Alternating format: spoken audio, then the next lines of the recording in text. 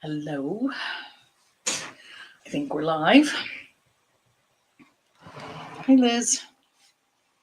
How are you?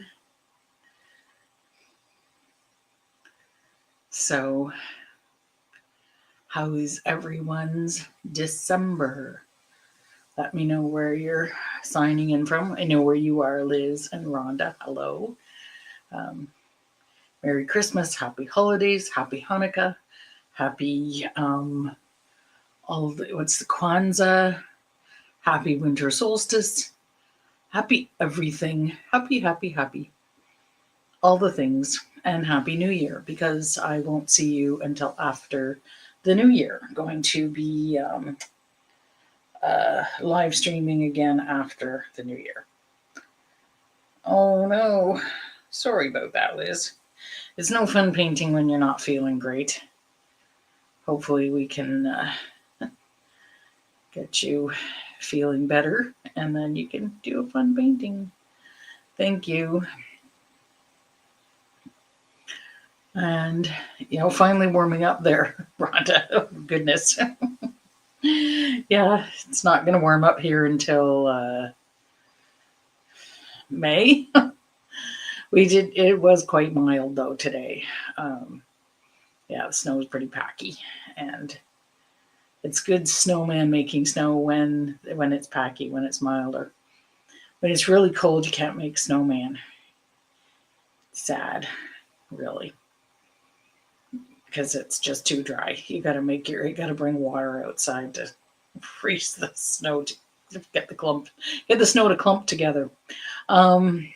Yes, different types of snow. We're expecting some nasty, like cold rain and wind. Ugh. Not tomorrow, but I think the next day. So that's not going to be nice. And then finalizing with some snow. So that'll be a heavy snow. Heavy to shovel. Too cold for you in Canada. You're not very far from Canada. You get some pretty cold areas in New Jersey too. Mm-hmm. Pretty cold times. New York and all that. We live, then there are some places in Canada. I mean, it's huge, right? So lots of different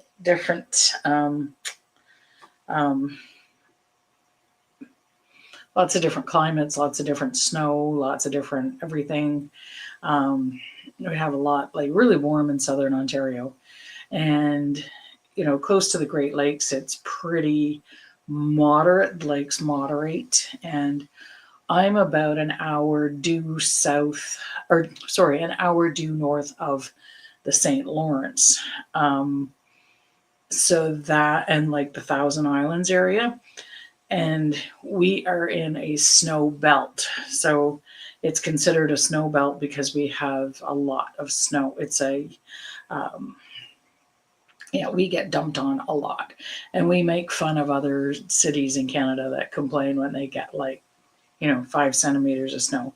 So 5 centimeters of snow is what we call a light dusting of snow. For you Americans, 5 centimeters would be a little over 2 inches. Yeah, so we consider that a light dusting. Too funny. Oh my gosh, peak traffic on AI clips. What is AI generation's experience? High demand. I don't know about you guys, but every time I go into an app nowadays, they want to advertise AI this, AI that. I'm not AI. I'm an artist. I'm not AI. My screen was diminished because of that. Like I could barely see my screen because it's popping up with all these AI advertisements and then saying that the AI is sluggish. And I'm like, don't care. Don't care that your AI is sluggish because I'm not using it. So I know there's reasons why we need AI, but not today. Not today. Who else is on? I've just been talking to Rhonda and Liz. Who else is here? I know there's more. And yeah, so we'll get into painting. I don't want to spend too much time yakking. I just want to make sure everybody gets on. Who's getting on? I know a few people messaged me and said they're doing it later. And like I said, over the holidays, I'm going to be trying to move my live streams into video section. So they just appear quickly on Facebook, or not Facebook, oh my God, in my YouTube page. Like when you click on the page, you don't necessarily see on the channel, you don't necessarily see all the videos right away. You just see a few of my posts. However, I'm going to move them so that you can do that. So figuring out this technology on YouTube. So please like, share, and subscribe. It's completely free to subscribe. All you have to do is have an actual like YouTube handle, I guess. And it's really nice to have those, because then things that, like when you click on YouTube, you get stuff that you are interested in.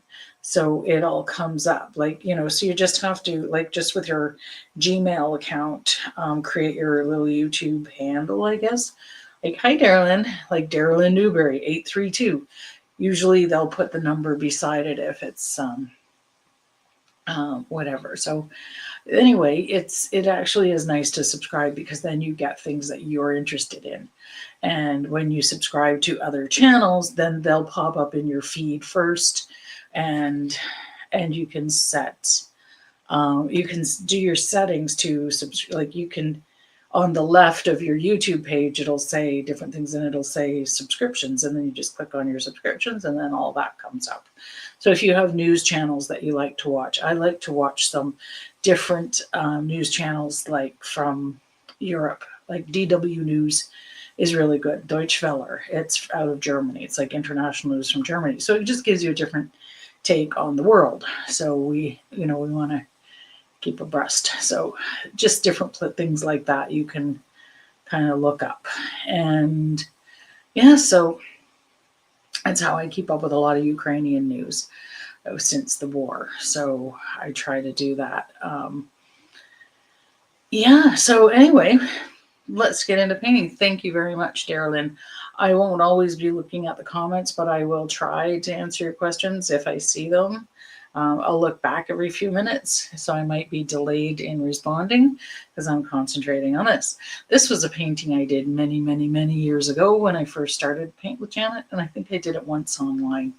It's just a really pretty painting, and it's not necessarily Christmassy, but it's not even, it's just kind of like a winter magic, it's just, it has this little kid on the sled, or pulling the sled, just kind of glancing up at the tree, like this magical Christmas tree. So it's just kind of like a little fantasy and a little Christmas magic. So the background is literally one shade of blue, black, and white. That's it. Okay. So whichever blue you want, and blue will interact differently with black. So whichever shade of blue you want, but just stick with one. So it's kind of like what we call a monochromatic painting, except for the little red guy in the sled, with the sled and the jacket and the hat. Originally when I did this, I wanted a subdued, this is like a raw, not raw umber, raw sienna. So burnt sienna is like a cinnamon color. That is burnt sienna, sorry. Raw sienna tends to be more like peanut butter. So that, I know I'm moving around, making you dizzy. And because I wanted it subdued, just because everything else is subdued in the background. But you can use any red you wish. And sometimes it's called red oxide. So depending on your brand that you buy, sometimes it's called red oxide. It's sort of a brownish red, like cinnamon sticks, that color. Sometimes I call it cinnamon, not to be confused with cinnamon hearts, the candy. So, and for then the very foreground, when we do the silver tree, it actually looks a little bit more silvery because it's picking up the little bit of black in the background, which is fine. But I did use this one. I used an iridescent white or iridescent pearl. It's hard to get a perfect white, and this is fairly thick. It's a fairly thick iridescent paint, or metallic. Metallic iridescent are pretty much exactly the same thing. And then this is a newer one I have. It's a slightly different color. It's called zircon. So like cubic zirconia, not diamonds. Genuine cubic zirconia. This one's more liquid. I might use both. I just haven't used, a long time ago I used the thicker one on this one. And you could use anything you want, or you can just use white if you have no metallic or iridescent. You can just use white, and you could even, if you have some super fine glitter, after you're done, you could just kind of, just with a little tiny bit of it, sprinkle a little bit on the tree and the moon. You don't want to overdo it. So we want this to be subtle. The super fine glitter I'd recommend. For brushes, you just need super basic brushes.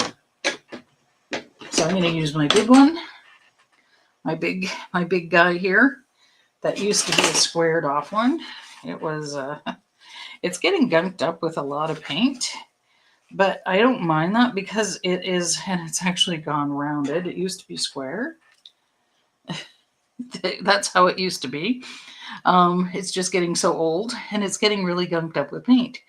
And I don't mind that for backgrounds because it gives me a little bit of play with the brush.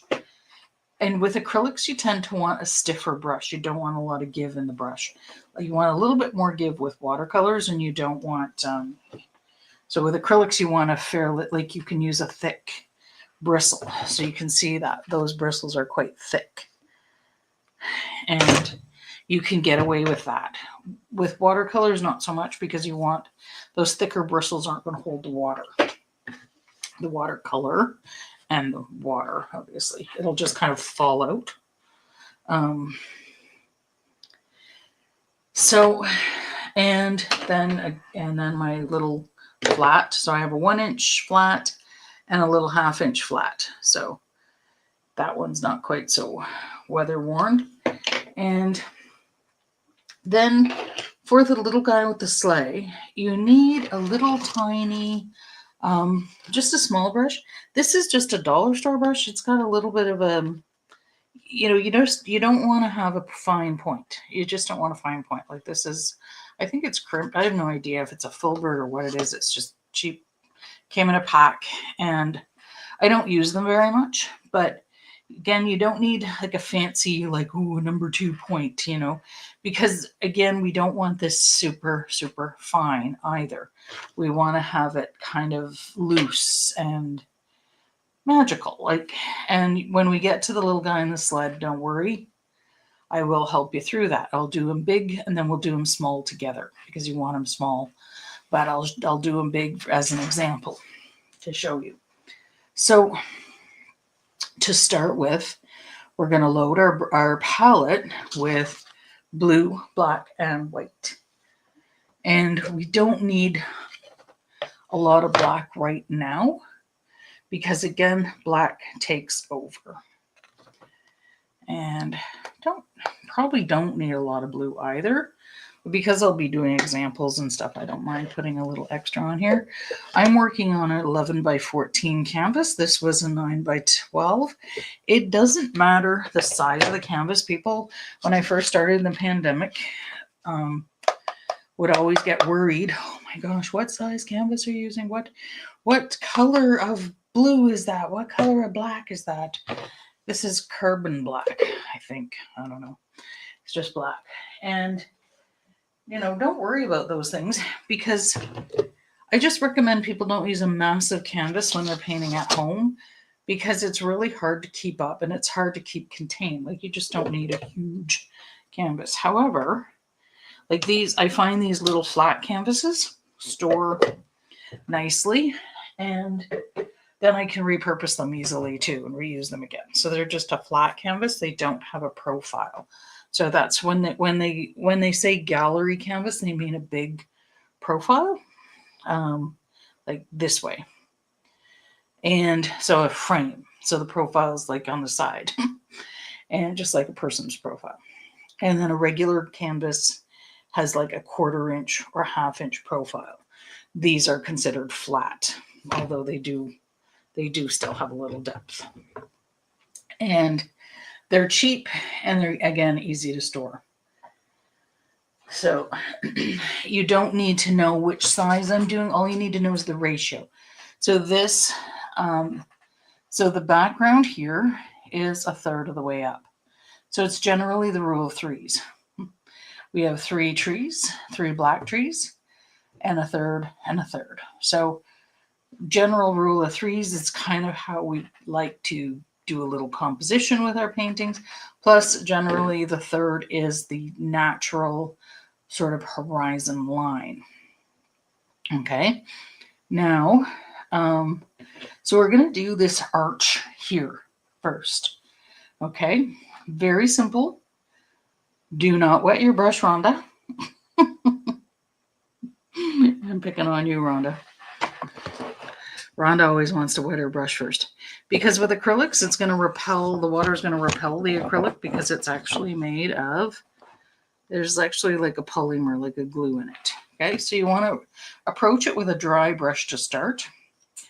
Then we're going to go in with a little tiny bit of water, but I don't want it too drippy. Water's going to stretch the paint like you would use linseed oil or turpentine with oils. You would use oil too because it's oil-based. Acrylics are water-based, but they dry water-resistant completely because they have that polymer medium. Like they dry like a plastic. So what you want to do is just kind of, you can dot out your 1/3 of the way up because I find people don't bring their arch low enough, okay?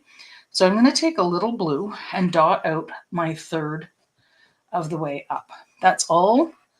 You only need to dot it. Oh, look, I put my dot further down. I don't care. It's gonna have mounds of snow in front, and we just want to make sure that we're going a little bit below the horizon line, okay? Because we want to make sure that it's continuous. I get people that just don't do enough, and then they want me to go back. And when I'm in person, they want me to go back and fix it. It's hard to go back and fix the background after you've done the foreground. So bring it slightly lower. Okay. Now, what we're going to do is take a little bit, just a little bit of blue to start. We're going to kind of start with that center. And I just want the tiniest bit of blue because I don't want this very dark. I would normally kind of start with a little bit more white, but I want this lighter in center. You see how it goes dark into light into the arch. Okay, it's very subtle. I don't want like all of a sudden a line of white in the arch. Notice, just never mind the trees. Notice how gentle it goes through and goes into that, okay? So you see how like it's a gentle, soft flow into the light. Okay, so it's like a little dome. It's almost like, I don't know. When I was painting this, I was kind of thinking, you know, those domes that they put over, the glass domes that you put over decorations, like precious decorations. That was kind of what I was thinking because it's just kind of got that nice dome like. But first to start, we're just going to do kind of halfway through our 1/3, like a 1/3 of the way through our this 1/3, just a line like that. Simple. Do not go back over it again, okay? Because I want this light and that's blue. So it's dark. I'm going to darken mine up. But and see it's going to the guideline or below. That's all that I want right now. Is that mine's not centered. It's okay. It doesn't have to be centered at this stage just because we're just starting this arch. Okay, we're just starting the arch. Okay, then we're going to take just with what's on our brush. Notice we're not filling in our canvas. Now we're going to start to arch over this line, okay? And with what's left on my brush, If you want to put on a tiny bit more, but I only want this light blue. I'm going to go back the other way and see. It's very loose. These are kind of like just some guidelines. Then I'm going to get some white. I just want to make sure that it's not getting too dark. So I'm going to touch center with that white, and notice I'm coming down below. I'm not going across. Not yet. Don't worry. You'll get that out of your... So I'm just making sure I get some white on there to make it nice and light. Don't keep going. Don't go over this. Don't go over and over. We're not trying to fill in. We're not doing this. None of that. One big brush stroke. That looks dull and boring. Okay. Then we're going to take a tiny bit more blue. We're going to go back through, come down below. Just kind of let your brush kind of fall down below our guideline. Okay. Another, load the blue, go the other way, because notice a lot of blue is coming off on the first brush stroke. Go the other way, come down below. Getting this nice arch.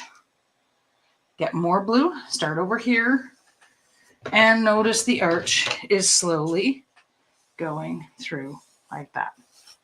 Okay?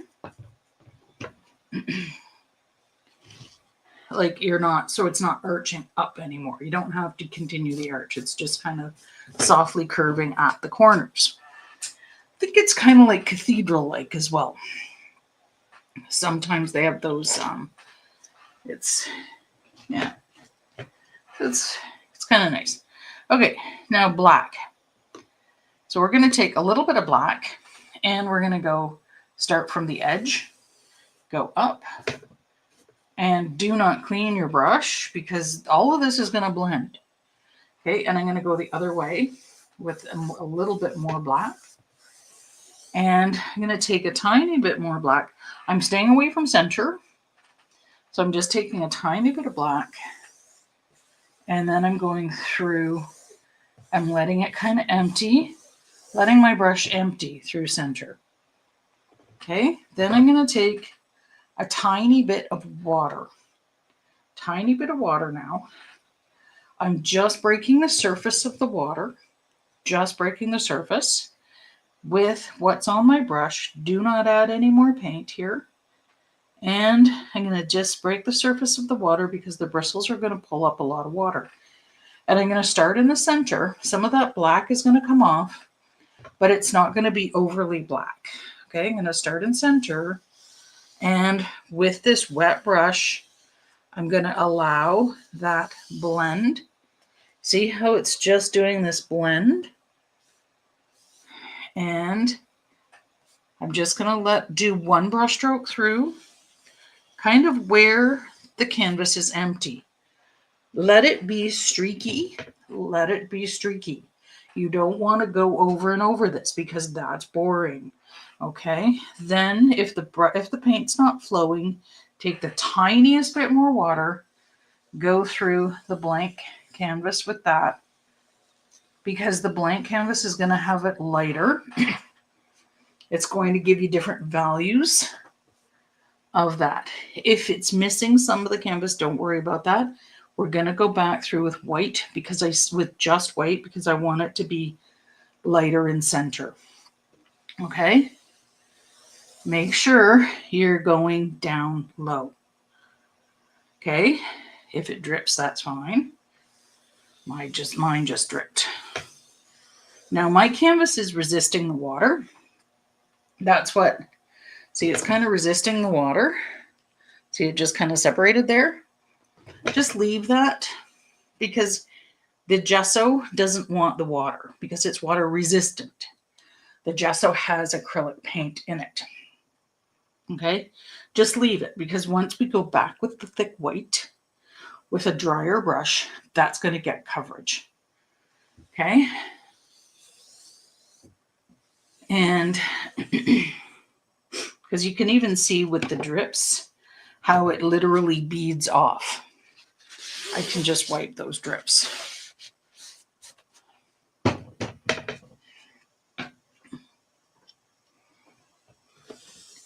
And then with my damp brush, I'm just going to go into these soft curves in the corner and kind of fill in. Just with a damp brush. Your brush is only damp now. Okay. And if you have a profile on your canvas, you can just do that and go down the canvas edge, and it gives you a nice edge. And then when you give this to your family at Christmas, they don't have to frame it. Now yours shouldn't be too drippy. I usually work flat. I don't usually work too, what am I saying? I don't usually work too, like, upright. I usually typically work flat. I just need a little bit of, just wanted a little bit of a grayer streak through there. That's not going to look that gray. Okay. Now with a little paper towel, I'm going to dry my brush. I want to get that good and dry so that that paint's not going to get repelled. Don't wash it and don't clean it off. I just got it a little bit dry. It made a little butterfly. And then we're going to go with the white and put in some soft white streaks. You can actually see where it repelled. So I'm going to go with a little bit of white at a time. This is titanium white, so it is going to be really, really, really white. Okay, that's why we only take a little bit at a time. And I'm going to sort of go into my arch. See how white it is. Okay, I'm not trying to, whoops, I lost my arch. There we go. It's all right if a little bit of a streak comes through, because we're also going to have a tree in there too. And it looks more 3D as well. Then I'm going to take the tiniest bit of white and do another streak through. Maybe it's not touching the other streak. If it's looking too white, go one time over it, and that's it. Just one time. Take a little bit more white, and I'm going to go through the darker part. And you see, I'm just putting pressure on my brush, so it's giving a little blend without me going over it. Once you've done that white, don't go back over it. See how I'm getting lots of values? You want to see those values of white. You're getting values of blue, sorry, because you're getting grayscale. You're getting some gray. It's diluting some of the blue. And the white and the black is diluting the blue in different ways. And you're getting different values of blue. You're getting little darker and lighter bits of blue. And remember to go down over this. And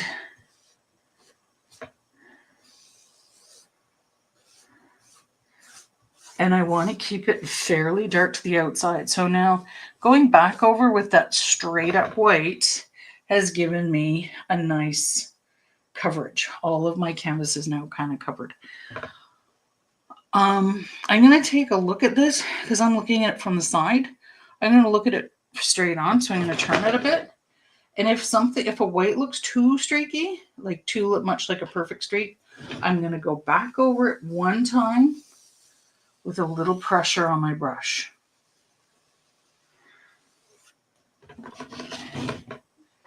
And that's it.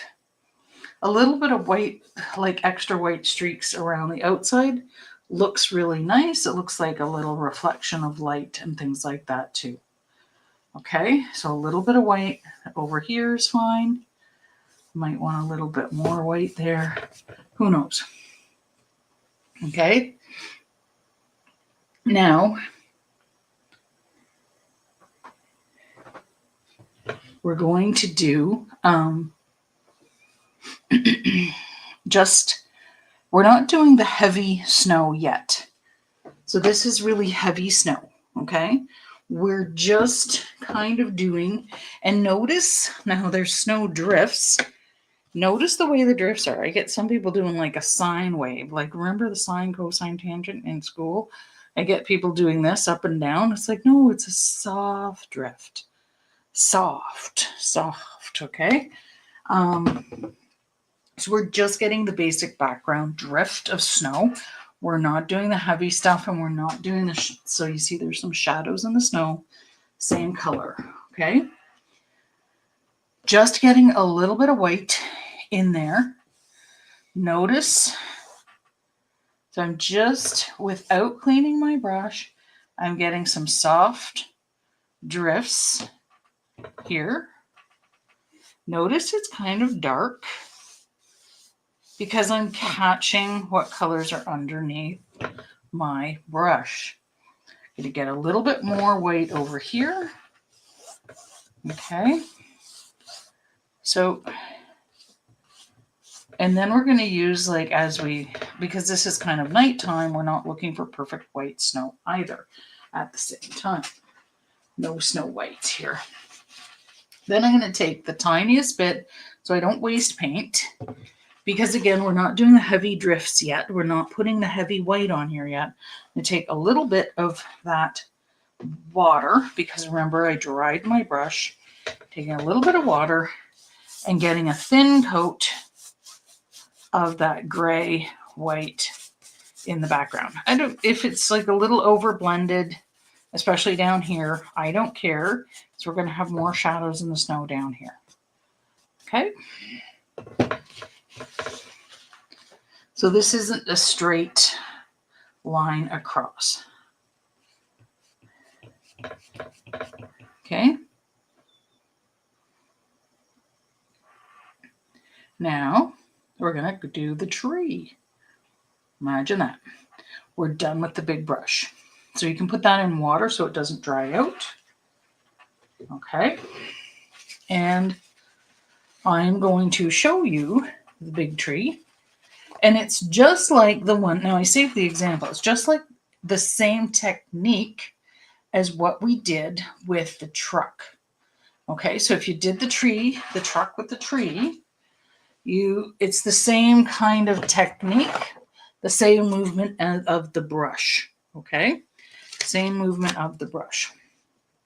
However, I'm going to do it slightly fanciful. Okay.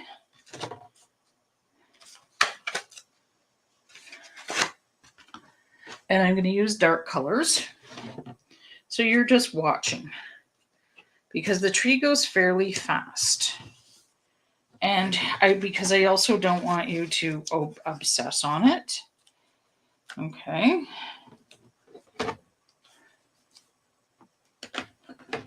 And move this over here.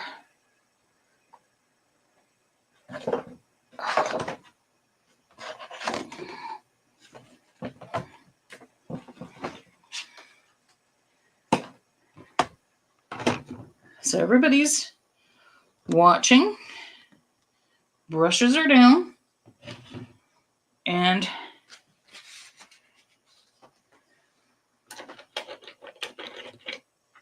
then we're going to use the 1/2 inch. Okay. And this brush is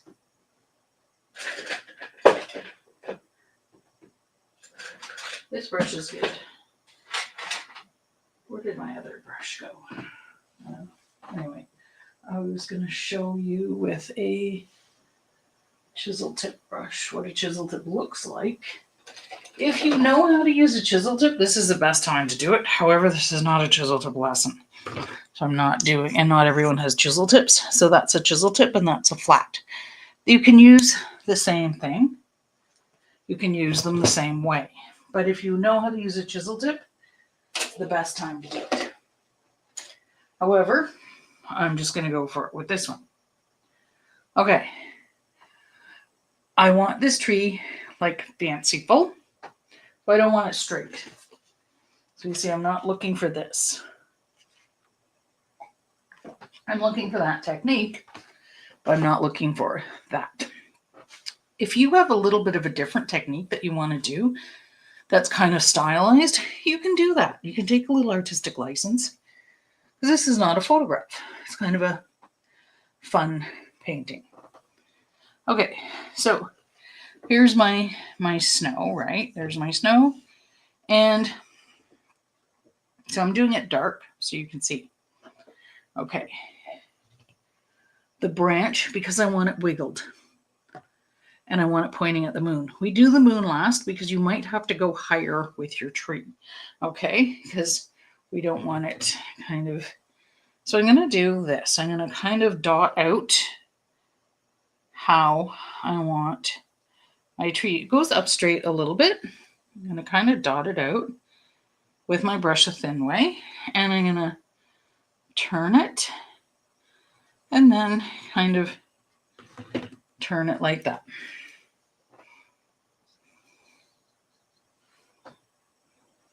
So it's a little bit different. You do not have to have, like, you don't need to go over and over this. You can't see a lot of the trunk through it. See, you can't see a lot of that trunk.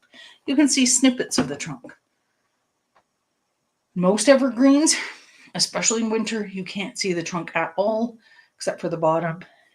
Your homework is to go look at an evergreen tree, a pine tree, just coniferous. Coniferous is generally what they call them. And now, every single brushstroke you are going to dip in, especially if you're using iridescent paint, because it goes really translucent really quickly. Okay, so almost all iridescent and metallic paints are translucent. So it's not going to be that titanium white that you're going to get. Okay, now this is important. Okay, I have my brush, I'm getting my brush fairly loaded with paint because the paint's going to hold it together nice and thin. Okay, remember, we did it the last time. Okay, and you are going to pinch just here. We're not taking the paint off like that. We're just going to pinch. So you could use your because the glue, like I said, there's a polymer in there. The glue is going to hold the brush together. However, so I want your brush fairly loaded with paint. So I'm using this black. I'll dip in my blue too because I've got extra. And I'm going to give myself guidelines because otherwise people are going to end up with a square. If you don't, and I've seen it happen, if you don't give yourself guidelines, you're going to come out to the same spot and you're going to end up with a square. Trust me, I've seen it happen. Okay, so the same side of, so roughly the guidelines go, see this one's a little more symmetrical, and it can come out a little bit beyond the guidelines, but the guidelines are going to, like, you are going to cover your guidelines, okay? So if at the top, I'm going to come out from the branch about like that much, whatever size, okay? Because you want it narrow at the top, okay? Then if I'm going to go out a little bit more here. So I'm not following this one. I'm not following the one ahead. I'm looking at the branch and then mirroring it over here. Okay, so those are my guidelines. I'm going to go out a little bit wider, or I might stay about the same here. And because it's curving in, it's going to go the opposite way. It's this distance. It's this distance and this distance that are pretty much the same in your guidelines. Okay, and because it curves in and out, the branches move differently. They don't just go straight. Okay, then I'm going to go a little bit wider, which means as it curves out here, this distance is what I'm going for here. You're not going to do that straight line across. I'm just showing you that. Okay? So nobody do that. Do as I say, not as I do. Then you can go about the same, but it's this distance, remember. Because it's tilting down, it's going to tilt down. Then we might want to go out and then leave the bottom. So the bottom actually comes down like this. So it'll come down. So these branches will come downward.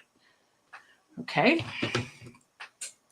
Now this is also, because we've got that paint on there, this is where I'm going to pinch just the top bristles.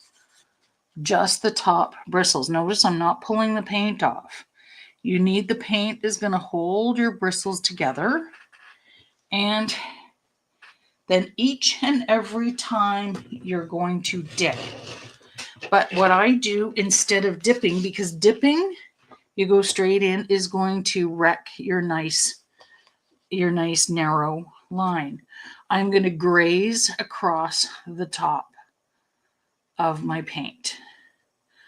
I slide across the top of the paint because the second you go to dip, as soon as you touch that plate, it's going to splay your brush out that you've got really nice. So this should stay the way I want it because I only want it fairly fine near the top. Now your brush is straight on, as in 90 degrees. And as you approach your guideline and you go over your guideline, you're going to lift off like an airplane taking off on a runway. You can see? And it takes off toward the guideline. So I'll show you that from the side. Takes off. So you start at the branch, cover the branch because you can't, or the trunk, because you don't see that, right? And so here we go. I've got that paint on there, straight on, and I'm going to tilt the way I want the branches to go. So my brush is tilting the way I want my branches to go, starting at the top and sliding outward. Reload, starting at the top, going over. Reload. It's not a dip. Reload, take off, reload, and reload,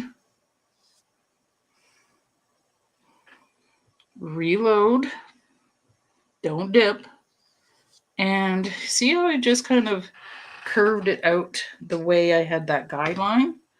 And here, I'm going to kind of, maybe because it's going in, I'm going to curve. I see I'm dipping. I'm going to curve that down a bit. And that's going to go out like that. Whoops. I'm trying to cover that line. So I'm going a little fast here because I want to get to the bottom. Go right over those guidelines. Okay. Don't try to fix things in here. Okay. And then as we get lower, then it comes down like a skirt. Okay. That's what I wanted to get at, was the bottom. And I'll show you this one close up.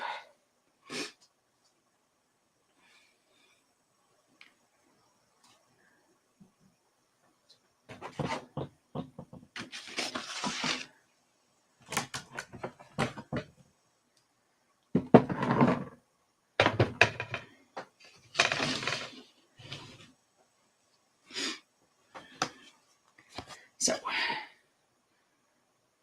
see how not everything's even? I'm actually going to get rid of this brush because it's got too much dark on it. I'm changing brushes.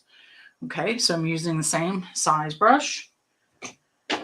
Not cheating, but if I tried to wash it right now, I would have to wash it with hot soapy water in order to get that off because I want to go to the iridescent. So I'm using the same size brush, it's just a different brush. Okay, it's just yellow instead of red. So you see, you can have some different looks to it. As it curves this way, the leaves, or the branches kind of come down. Okay, and these are big branches with pine needles on them, so they look soft and feathery, although when you touch them, they're not so much. So you see how it's all different a little bit. You can only see tiny bits of the trunk through there. I know I had too much blue on that one, but I still do want a little bit of black on my brush because, and I'm going to use my iridescent colors. So I have this. This is the actual one that I used on this. It's got a little bit of a thickness to it. And, oh my goodness, where's my spoon? So I do get these out with a spoon. It's quite thick. And sometimes iridescents and metallics do tend to dry out a bit. So before I close this up, I am going to put a little bit of water in it. So you can actually see the indent that my spoon made. It's like it's not refilling. It shouldn't refill too much, but I just don't want to dry these out because they are a bit more expensive. And Desserts, where I get mine, these are Canadian made. They're not making these ones anymore. They're making the thinner one. So this is liquid. You can hear the liquid. So I'm actually going to use both.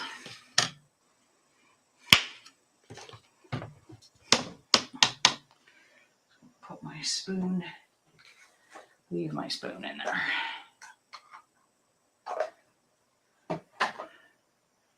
This has a slightly different look to it.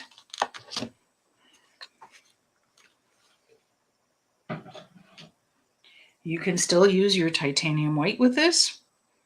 It's fine. So you see, it's just got a little bit of a different look. So it's kind of melting a little differently. But I'm still going to use it the same way. If yours is a little more liquidy, you've got to like make sure when I say you dip every single brush stroke. Don't do a couple of brush strokes. And none of these brush strokes are like this. I still see people doing this. No, it's this. 1, 1, 1. Okay? Okay. Okay. So I still want my black basic line. And you see here, I didn't make this perfect trunk coming down. Again, it's fanciful. Like I'm not trying to go for this perfect line here. Again, I'm just dotting it out. I'm using my brush the thin way. This is still dry, so it's not going to hold together. And starting kind of in the middle, I need to look, where's my middle in general? I can even offset it a little if I want, because the moon's going to be here. I can offset it from center just a little, and then I'll put 2 big trees here. So it kind of gives balance, okay? I'm not going to go over that drift because it's kind of happening behind the drift. I'm going to go to the slightly to the right. And again, this isn't a perfect line. I'm going to get more paint and I'm going to wiggle that way and then wiggle that way. So I didn't try to pull up the paint, and I'm going to want it a little bit thicker down here. And that's it. That's all I'm doing. Okay? Because remember, you don't have to, if you've got gaps, even better, because we don't see that trunk. I want this nice and high, higher than yours, because then the moon's up here. We want it nice and high because we don't want this beautiful big canvas. This tiny little thing right here in the center will look silly. Okay, then we got to crop it, and we don't have any crop abilities for this. Okay, so I've got my my paint on here. I've got my black. I'm not going to wipe off the black because I still want a little shadow in there. So I'm going to dip it in my iridescent, give it a good dip all through the brush. Make sure it kind of gets into my brush. So I'm just kind of schmucking it down a bit there, just on the edge. I didn't put it in my iridescent. I just went on the edge. And then I'm going to pinch the top bristles to get it to stick together. So you see, it's nice and thin again. Thick, thin. And it's just like a Rorschach ink blot, as opposed to this big, huge wipe. A little bit of that gray is going to be fine. It's not going to hurt anybody. In fact, you're still going to pick up the gray as you go. Okay, so all that does is it adds more dimension to each and every stroke. See how it gives you more dimension? Okay, so, and it's not a dip. Once you get that brush set, it's not a dip. It's a glide across the top. You want all the entire top covered of the bristles of the brush, the point facing upward, slightly tilted the way we want it. I'm going to go a little bit this way so you can see how my brush is moving. See, I'm just tilting it this way and touching the top and then coming down like that. And touching the top, coming down like that. So simple. It's like a little curvy arrow. Okay, just a little flick of the wrist and dipping, like gliding, not dipping, gliding across the top. And I'm going to, and I forgot to do my guidelines. I'll do the same thing because I tend to need guidelines too. So I want those guidelines. It's never too late to do guidelines. Remember, you're going from the trunk out. You're not trying to do guidelines from above. So if the guideline comes from here in, that's a bigger distance than the top one. So it's a bigger distance over here. Okay, so it's this distance, it's this distance we're looking at. We're not looking at like under here going out more because the trunk's going in. It is going out more. I hope I'm making sense. So you see this distance is bigger than this distance. And then this distance is going to swing out more, and it's almost going to line up here because the trunk's moving inward. So that's my general guideline. That's all I need. I don't need tons and tons and tons of marks. These are 4 marks on each side. Make sure you're going over those guidelines. Okay? All right. Now back up. So I just use the very corner of my brush for the guidelines. So right to the trunk and away. Dipping and away. See how I'm getting some nice shadows in there from the little bit of gray from the stem or the trunk. So more paint. More paint. Oh, I didn't complete that one, so I'm going to go back and just do another stroke beside it.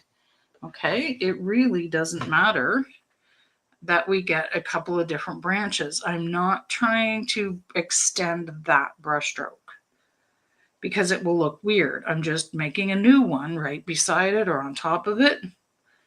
It'll just look like there's more to the painting. I want to go right out to this one, and I might even bring a little mini skirt down here from that branch.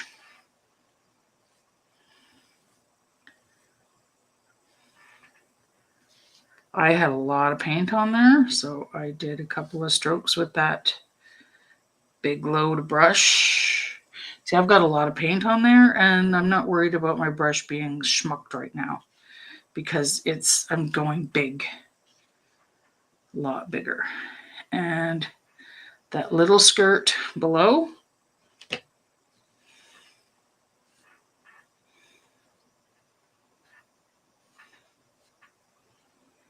if you have too much black coming through, just go one time through with more of the iridescent, and it'll be beautiful.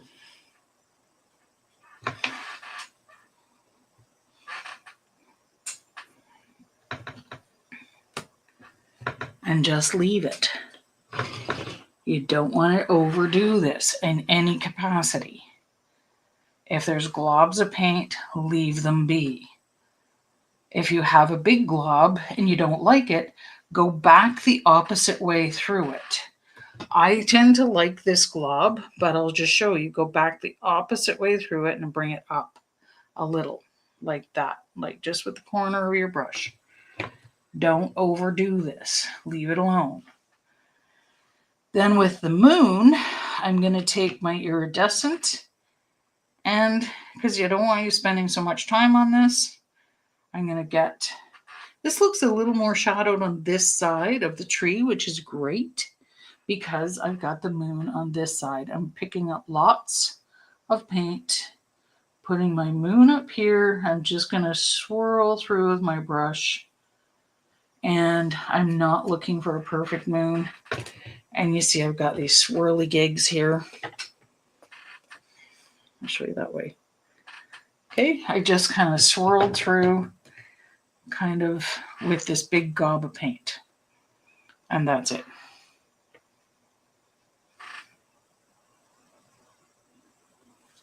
There's one gob I don't like, so I'm going to go back through one time.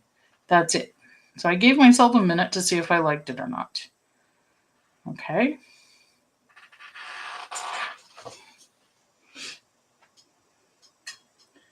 So we're not done with this brush, but sometimes it tends to dry out when you have the especially iridescent tends to dry out fast. So I'm just going to put that in water for now. We are going to use the bigger brush. The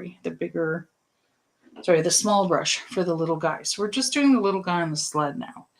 And don't worry, I'm giving you a minute. I know some of you are not up for it yet. I'm just talking.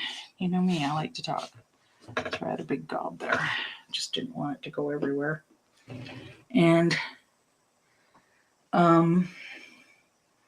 so I'm not looking for... See, my moon is not perfect circle. We're not looking for a perfect circle. We're looking for just a fanciful moon. Okay.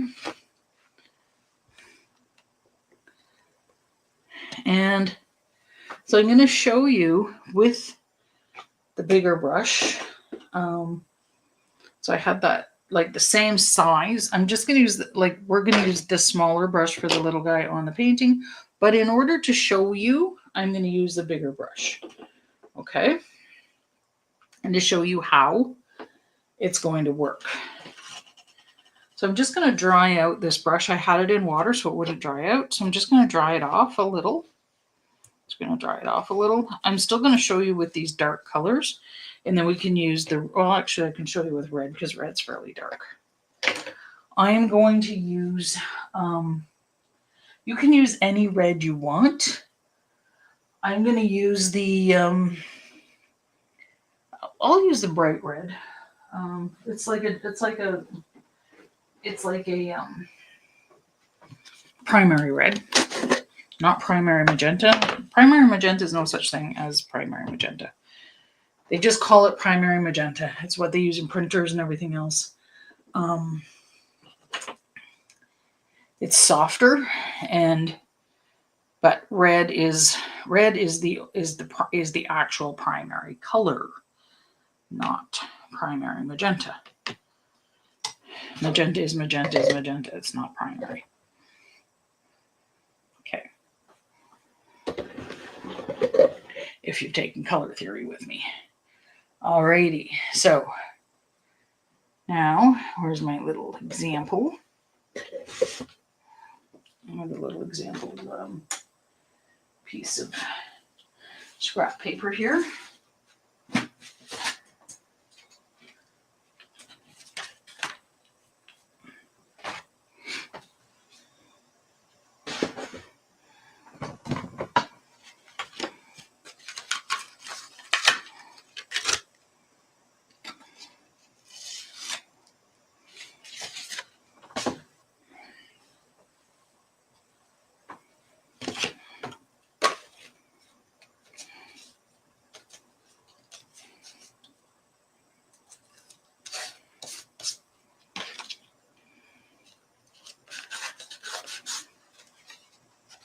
So I'm going to show you big. I'm going to do the big guy here. And I'm going to do the sled here. So on the scrap. But we'll do just the kid first. And then we'll switch around. We'll do the old switcheroony. And we'll do it on the painting together. Then we'll do the sled. And then we'll do the sled together. Okay, so example first. Brushes down. All eyes and listening ears. on the teacher. Did your teacher used to say, listening ears, everyone? My teacher didn't say that. She would. I grew up in the days where teachers actually yelled at you. My kids grew up in the day and age where they said, listening ears. And crisscross applesauce. Okay. So, I've got this. I don't care that there's black on there. That's fine. So I have my red. So the sweater. So I've got this small, we're going to use the small brush, but I'm showing you with the big brush so everyone can see. Okay. And you need lots of paint. So you don't, when you're working small, you need enough paint that you don't have to pull the paint. Okay. It's like you're just kind of plopping a little glob of paint on. So I'm going to do 2. So there's this guy, this little dude, the sweater first, or the jacket first, okay? And I'm just going to do 2. So I'm going to make like a square. So 2 brush strokes down. That's it, that's all. Like a square, square-ish. Okay? Little kids, when they're dressed up for snow, they don't have any idea how to play in the snow because their parents get them so bundled up. I have a picture of me when I'm, I don't know, 2 or 3 years old, literally sitting outside, like not sitting because you couldn't sit. Like the snowsuit was so big because, you know, parents are so paranoid we're going to get cold. It's like, and I would die of heat.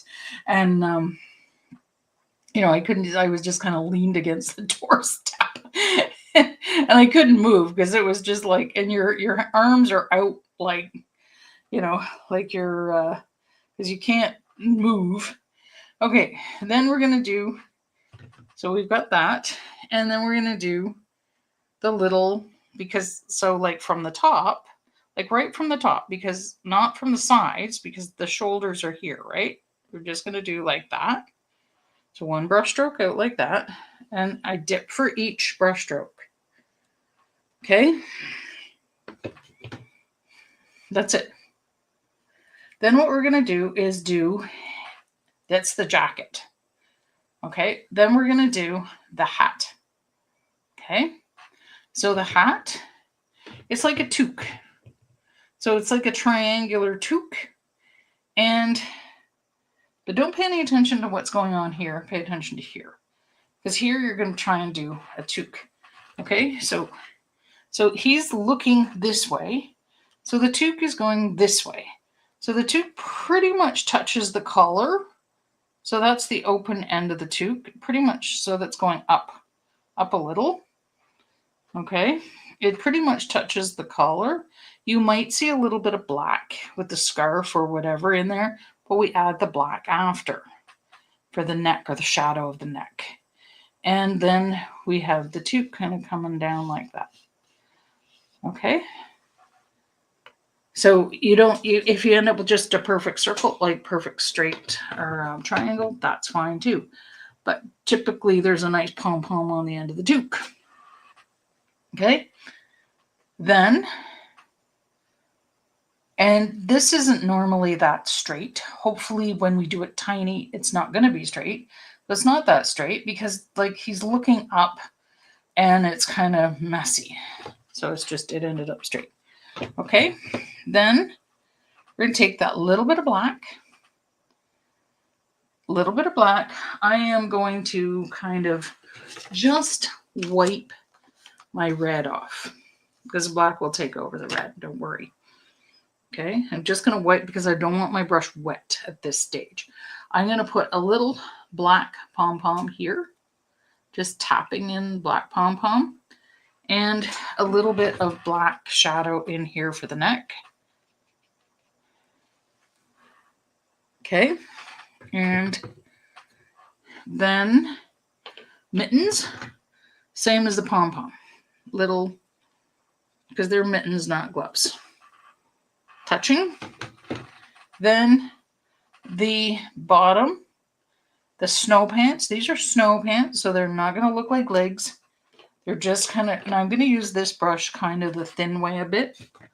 And I'm going to go like that. I'm going to just a little bit, but I'm going to press a little bit and they don't sort of open at the top. They kind of open near the bottom. Plus, he's stepping in a lot of snow. Okay, that's it. That's all. Don't touch it after that. So I'll give you a close-up of the first one. Oh, I didn't do... Oh yeah, I've got room for the sled here. I thought I didn't have room for the sled, but I do. I do. The thing with a painting like this, it goes fast if you don't fuss. And it looks better if you don't fuss. Okay. So I'm going to bring this, I'm going to put this in water because I don't want it to dry out. And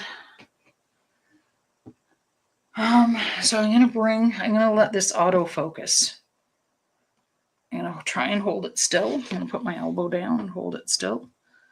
Now it should autofocus. See how there's no precision going on in here.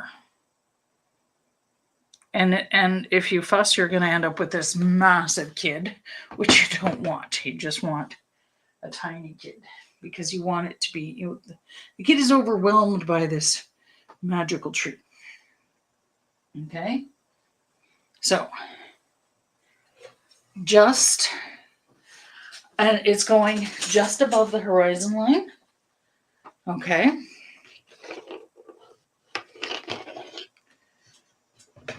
So the square, the first square, goes above the horizon line. He's just crested the hill. Okay, so the square for the jacket goes above the horizon line, right to the right of the trunk of the tree. Okay, I'm going to bring this as close as I can get. And we're going to do the first... So the small brush, I am going to do 2 brush strokes. That's as close as I can get. I think I'm going to go slightly to the side so you can see, so my brush isn't in the way. You're not trying to work like a pencil. You're going straight on. I'm tilting downward a bit. And the toque is going to be in the tree. So, like on top of the tree, in front of the tree. 2 brush strokes down for that square. That's it. That's it. That's all. Nothing major. Dip again. And the toque, dip again. Because this is kind of sliding across the iridescent paint and it's picking up the iridescent paint. So I'm trying to stay on top of the paint. I don't want to dig down. I'm trying to stay on top. In fact, you can even dab on top if you've dug down. Then your red will be a bit brighter. Okay. Then we just take off a little bit of that. That's all the red. We take off a little bit of the red. Just gently wipe it on a clean, it doesn't even have to be a clean paper towel. Just wipe it. And we do that little pom-pom on the end. Okay. I forgot the sleeves. Oh my gosh. That would be weird. I was so concentrating on that square. So I forgot the sleeves. Oh my goodness, that's a lot of paint. So I'm just going to kind of lay down my brush because it's almost the exact shape of the sleeves that I want. There we go. Again, don't overdo this. Okay? Kids in snowsuits are easy as long as you're not trying to do a snowsuit. Because if you try and do a snowsuit, I don't know, just globs of paint. And snowsuits, look at little kids playing in the snow. They literally look like gobs of paint. They have no human form. They can barely walk, especially if their mother's paranoid that they're going to get cold. Oh, I used to fight my mom so much. She would send me out bare-legged. It's like, I'm not wearing that. I'm hot. And I am. It's like, when you get acclimatized to the winter, you get hot. Okay. Little shadow under here for the neck. And then mittens, which are just globs. And then the snow pants. Remember, they're going to get lost in drifts of snow as well. So you don't have to overdo this, and they don't need to look like legs. They look like gobs of paint. And that's all. Don't overdo this. That's it. That's all.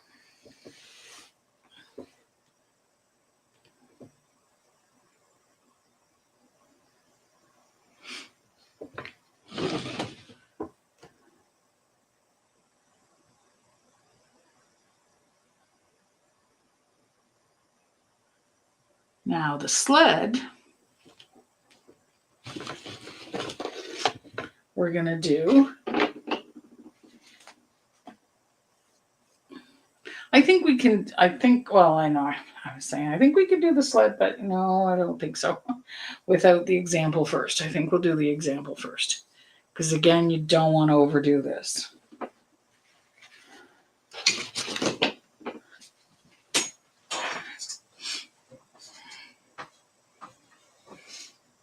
And I'm going to put a different mound. I'm going to mound the snow differently than I did in the front one, in the first one. So here we go. Oops. Oh, jeez. What am I doing? I'm moving this one. There we go. Okay. Little sled. Slightly to the right. Okay. Slightly to the right. And I'm bringing, my paper I lost some paper. So I'm going to move, actually, so, I mean, the top of the sled is a bit higher than the legs. So right here. And where's I had my brush in water, so I'm going to just dry it. Just didn't want it to dry out. So that's the big brush. So one brush stroke this time. One brush stroke here. Like that. Just on a slant. Okay. Because there's, like, he's kind of pulling it, but he's kind of stopped. So then with a little bit of black, we do the runner of the sleigh. And we can just kind of tap in. Like, see, I'm just kind of tapping my brush down with the runner of the sleigh. It's getting lost in snow. And then we only see the back runner here. And then we just see, and then kind of upward like this, we see the attachment to the runner. So that's up and down. Not slanted this way. It's up and down gravity-wise, parallel to the side of our painting. Okay? Perpendicular to the bottom of the painting. Okay? If it slants this way, it looks weird. And then we do the trail in the snow later after we put in our other snow things. And then with what's left on the brush, we're just going to kind of dot the string. And it just kind of like to the mitten or the rope. We're just kind of barely dotting it out because you don't want to see a lot of that rope. It's very faint, just with what's left on that brush. Okay. I'm going to put that brush in water now. And we're coming back. Here we go. I'm picking up a little black in my red, which is good because I don't want to have that perfect, brilliant red. It's not what I'm looking for. That's why I'm not washing this brush. Okay, over to the right of the leg. Kind of, that's like right here. Over to the right, a nice big swath of red. That's it, that's all. It's almost like I laid my brush down and then lifted it back up again. Then I'm going to swipe off the little bit of red take a little bit of that black and do the idea of this runner, just kind of dotting it out. And there we go. And that's it. We don't want to overdo this. It's just the idea of it. Very faint, okay? And we put that brush in water because we're done with that little brush. And then the other brush, where's my the one that I had the iridescent on? It's a little lighter in color. So if you use this one for the iridescent, you can use it for the snow again. We want it, so we don't want this, I'm just drying it. I'm not trying to get any gray out. I'm not trying to get any gray. I don't want to overdo this. So now I'm going to pick up my titanium white and I'm going to put these trees in later, the foreground, the other trees in a bit later. I just want to get these soft drifts. So they're like, so I just want to get some soft drifts going in with the white. And I might come close. They might not follow exactly those drifts.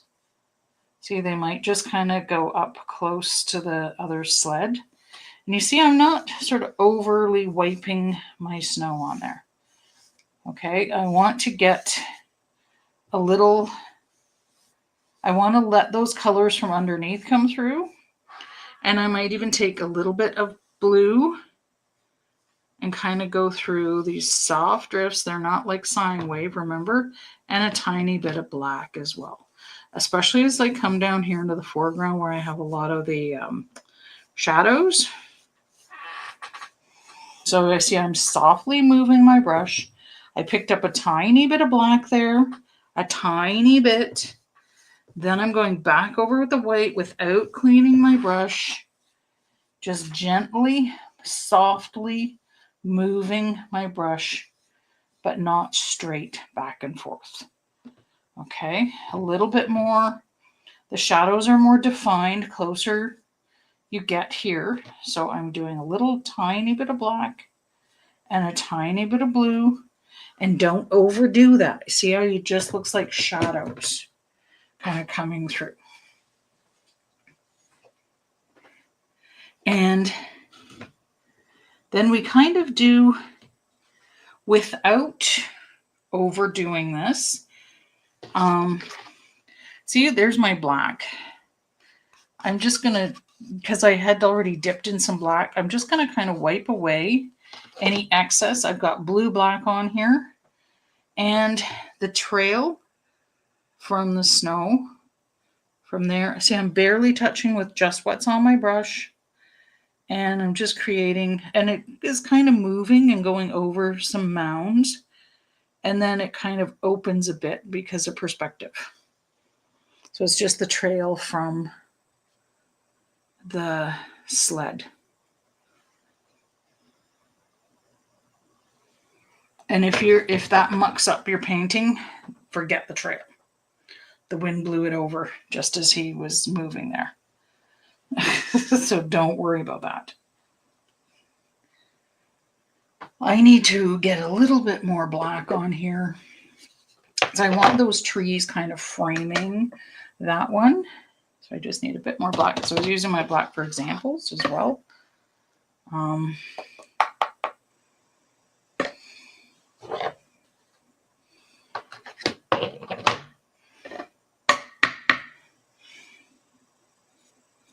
I'm going to use that same brush.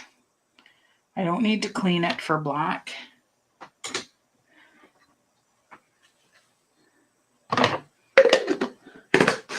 Just putting my black away now. I want to get black everywhere. I don't need to. And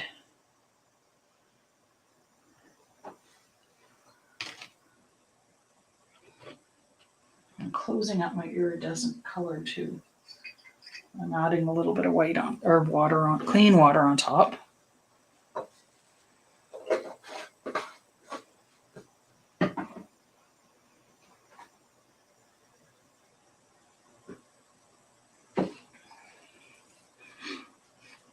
And so these kind of frames, so I'm going to do two. One further down because I want this to look like it's further back, right? But you still need balance in your painting. Okay? So I want to have this, like this one coming low down here. And maybe it's going to come to like right here. Right here. So that's going to be where one is. Because I would just want to plan this so they're not even across the way. This is going to be the biggest one because it's in the foreground. It might go really high up and it might even just kind of fancifully frame my moon. This one's going to be a bit smaller, further back. Okay. It's nice to plan because then you don't get this even across the way. So if you did one and then you did another one and then you did another one, I've seen people do it over and over again. They end up with a straight row straight across. And then they know afterward it doesn't look good. They say, well, I don't like that. And I'll say, well, then why did you do that? I know I've said that over and over again. And then this one is maybe we don't want to, maybe it's like the trail kind of, it's kind of in between those. So he walked right in front of that tree as we went. So then with this brush, this same brush, the fat way, I'm going to do the trunk coming up. And I'm just going to leave the trunk kind of at the bottom. I just can leave it fanciful like that. I don't have to square it off. I don't have to do anything because this is just, nice. And this one's going to be less thick. This one's going to be less thick. So that's a good start to both of them. Again, you don't have to everything squared off all the time. This is just kind of adds to the ethereal part of things. So I've got my nice big trunk. And then I'm going to change my brush to the thin way. And I'm going to do some branches. These kind of trees go in a Y. Okay. Y, Delilah. They do not form a cross. This is my cross to bear. And seriously, it's my cross to bear because I see it so many times. Okay. And so it's like this. There you've got that trunk. Then you get more paint, you go along and you branch outward. Okay, then you get more paint and you branch out. Y's or W's. Lots of Y's and W's. Okay. If your paint is too dry, you're going to not notice I used a lot of paint there. This was Rhonda's lesson on Zoom. And if you have less paint, you're going to get a granular, rough edge. You need more paint to get that nice, crisp edge. More paint. And if your paint's really dry, touch your brush to a little bit of water and touch it into the paint. Like just touch it on top and it'll flow a little better. Okay, so, and then if you want for the thin branches, do that same trick. Just do your pinch the ends. Pinch the ends and it'll go thinner. I'm going to so notice I'm always going straight on and then I pull upward and offward. I kind of like that branch. It looks broken a little bit. So I don't want to go over that. And bye, darling. Now I'm going to make this a bit thinner. Merry Christmas, Happy New Year, all that jazz. All the holidays that you celebrate. I'm always up for any holiday.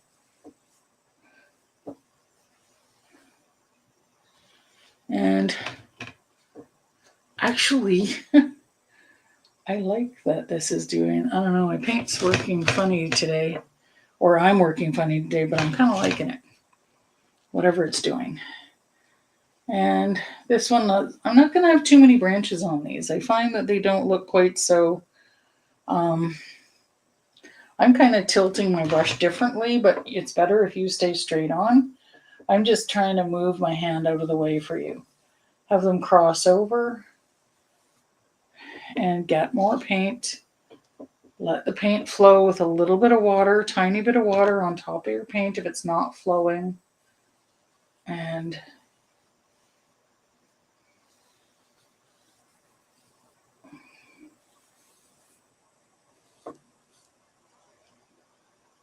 here we go. Oops. I'm trying to stay out my hand out of the way, but I'm used to manipulating the brush, so don't try this at home, kids. And this one, maybe it's got a little crook in it. See, it had a little crook in it. Crook in the tree, because I like to say crook. Almost as much as I like to say gouache when we're doing watercolor painting.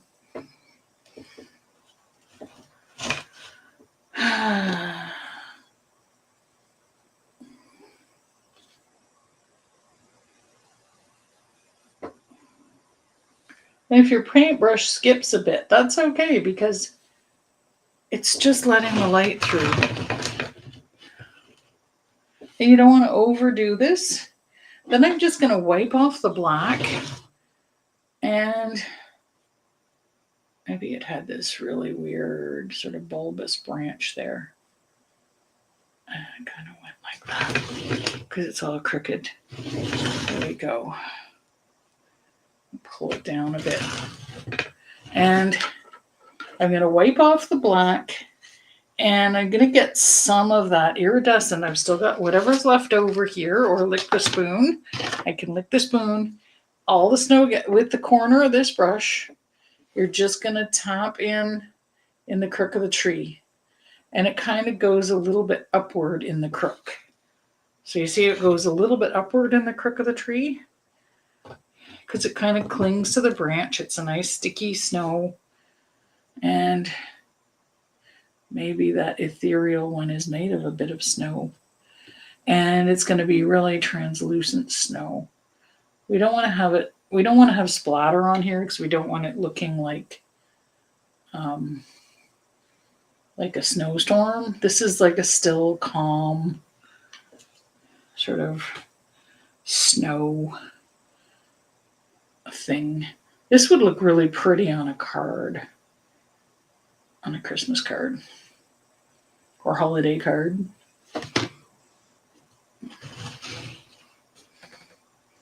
So any little crook of the tree, it kind of gathers in there.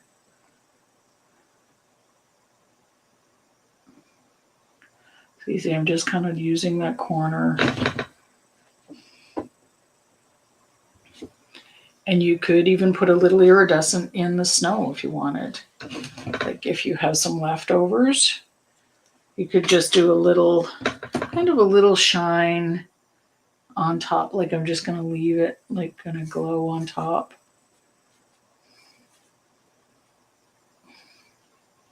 Again, don't overdo this.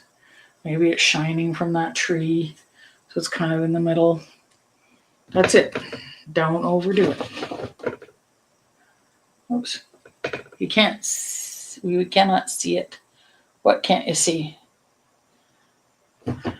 Oh, I just did that with the iridescent. Is that what you meant? You couldn't see? Because I turned it.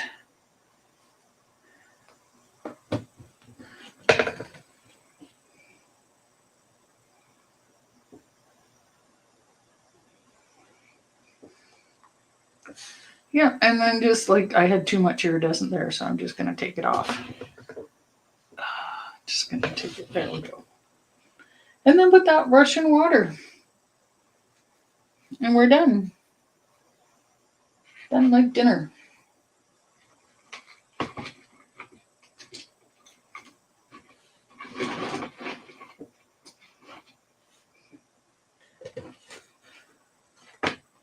I didn't put iridescent in the first snow. I just had lots of iridescent left, and I can't put it back in the container So I just put it on the snow a little bit, not a lot. Not a lot.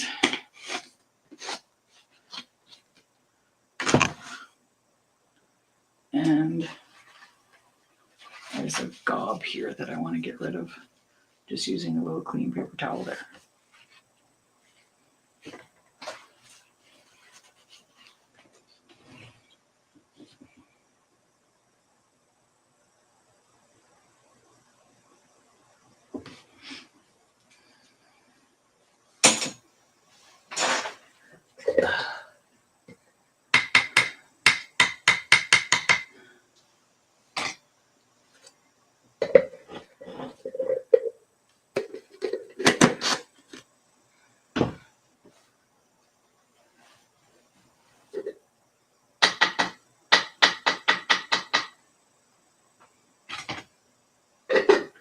So there's your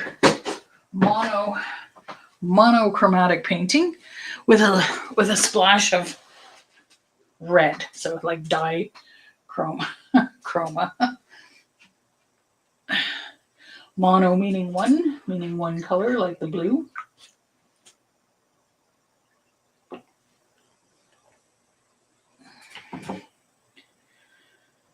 And there we go.